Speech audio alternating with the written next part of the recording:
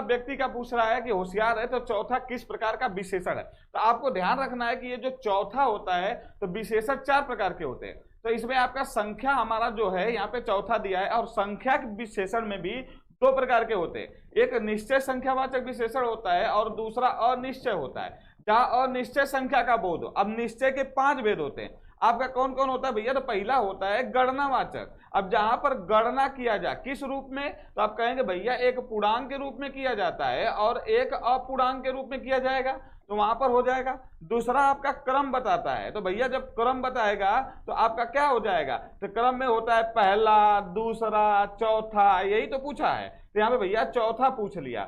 एक आपका हो जाता है, यहाँ चौथा आपका पूछा है तो क्या हो गया भाई? यहाँ पे संख्यावाचक विशेषण के ही भेद है। और इसके बाद जो तीसरा होता है वह समुदाय का होता है या समूह का होता है या समुदाय होता है। इसका क्या होता है? दोनों, तीनों, चारों। चौथा जो होता है आवृत्ति होती है। क्या होती है? आवृत्ति होती है। आवृत्ति का मतलब क्या होता है भैया? 2 गुना।